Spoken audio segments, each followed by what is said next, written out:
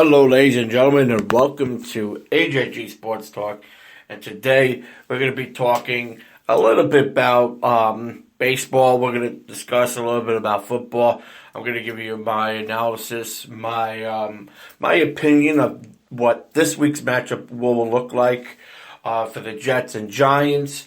If we don't have enough time, I will talk about it in another podcast, so you guys don't have to worry about that. Anyway, we also discussed a little bit about the presidential debate, which was 2 days ago with Mike Pence and Governor Kane, and it was a matchup duel.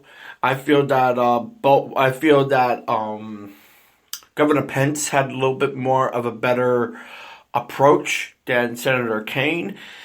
You know, everybody could talk about being so biased, but I'll give you my analysis and my opinion about that later on in the show. So, but we're going to start off with a topic that's been spurring around MLB, which was the Mets losing to the San Francisco Giants. It was a heartbreaking loss for the Mets. They didn't move on to the playoffs, but it was a great ride from when it was. Nelson Figueroa actually made a comment at the end of the game saying that the Mets shouldn't have booed Familia just because he blew it for the Mets. Literally blew it for the Mets. And I know because I was at that game, and let me tell you something, that place was rocking. But you know what? Let me explain something. When you have a guy that goes up there, knows that that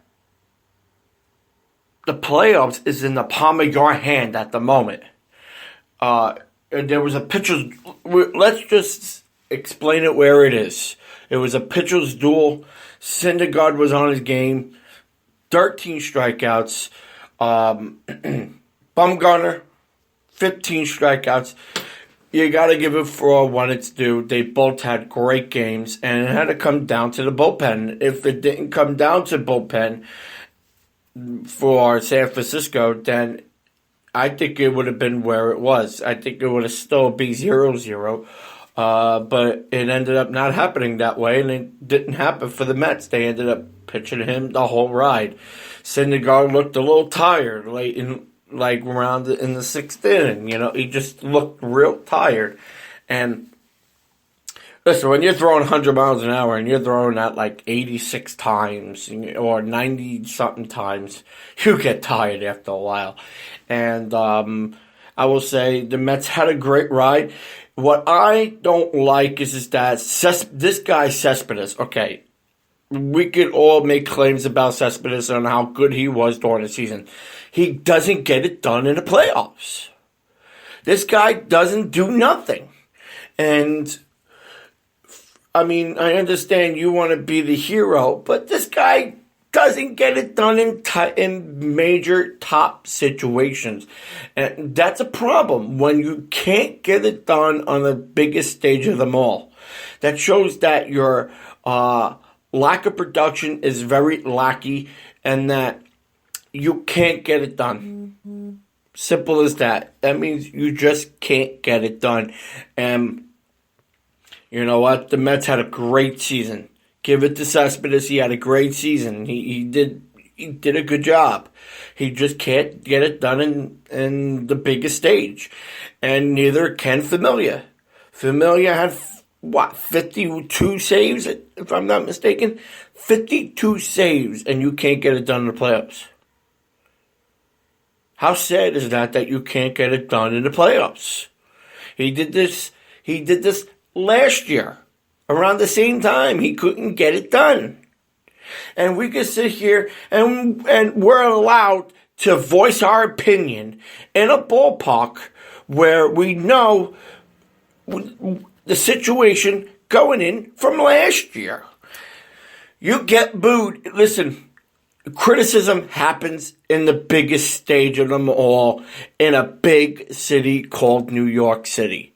Okay? If you make it here, you make it anywhere. I don't care I don't care what it is. That's how it is. You get booed. You get booed here, you ain't gonna have much of a career. Okay, granted that baseball is talked around all over the place, and people make it all over the place. Like San Francisco with Bumgarner, or Chicago, or, there's so many places that could make a name for yourself. But New York is the biggest stage of them all. You got two of the best iconic baseball teams in all of baseball. Just lay it out the way it is. You got the Dodgers, you got the Cubbies, the Mets, and the Yankees. Probably, hands down, the four greatest teams that has ever lived in baseball. And we could sit here and justify on who's the greatest team. But right now, the Mets are the talk of the town. And if you can't get it done, you can't be here. And the Met fans had every right to voice their opinions about Familia. Simple as that. We have the right, and we could do whatever we want. We pay our money, we dish out our money, and we have the right to voice our opinion. And voicing our opinion is booing your ass off the field if you can't get it done. If you can't get it done, you shouldn't be playing baseball. Simple as that. You shouldn't be playing. If you can't get 3 outs, you shouldn't be playing. You should be sitting the bench. And that's what it is. Sitting the bench if you can't get it done. And Alderson Reed, he did a great job. Hands down, he did a great job right after Syndergaard went out of the game. And don't forget my boy. I don't understand why Arias wasn't in there. That's what I didn't understand either. We have a veteran, didn't bring him in. And don't get me wrong, all hands due to Familia. I think Familia is a great closer. But you got to get it done. Simple as that. You got to get it done. And Nelson Figueroa, I think, stepped out of his character, showed what type of character it was. He shouldn't be talking because he wasn't a great pitcher anyway. He stunk. His career got short. He stunk. Couldn't get it done. And has the right to think who he is about talking about Met fans. You're in New York. You can't get it done. Guess what? You shouldn't be playing. Simple as that. And Gary Apple on SNY hit it on the nut. And he was right. He was totally right. And I don't always agree with Gary Apple. But anyway, we're going to be moving on topic. But so that's what it is with the Mets. Ended up losing against San Francisco 3-0, and couldn't get it done. Simple as that. And we're going to be looking forward to next season. So starting off, the Rangers have been playing some inter-squad games, also playing some practice games. They've been looking pretty good. Got a couple of new additions in that bench. Really, guys are really looking good. So, looking forward to seeing what the kid has back there behind the goalie. The new goal that we just got. I forgot his name. Some Russian name. I totally forgot. But he looks pretty good. So, hopefully we see what he has when Lundqvist is not in there. Again, a couple of new additions on the team. I'm not really looking at the computer, so I can't give you the names of them. But really, hopefully the Rangers start getting going, and we'll see what happens. We'll see what happens in the season. Nick's been practicing. Darren Rose. I like this kid. I think he's going to be good. I really do think he's going to be good. He talks a lot of smack, so. Hopefully that talking smack could really, really get him done. Let me tell you something. Once he's healthy and he could be dominant if he's healthy. He just needs to stay healthy. That's the big key for him. And Porzingis, they got to give the ball a little bit more to him. Hopefully he starts filling out into his own. That way he could go out there and start bumping into guys, really start playing good defense. I think the Knicks will have good defense. It's just a matter of time of what guys you get out there. Having been said, the new coach in there, I think this team has a lot of potential in talent-wise. We got a lot of new faces in that clubhouse. Lots.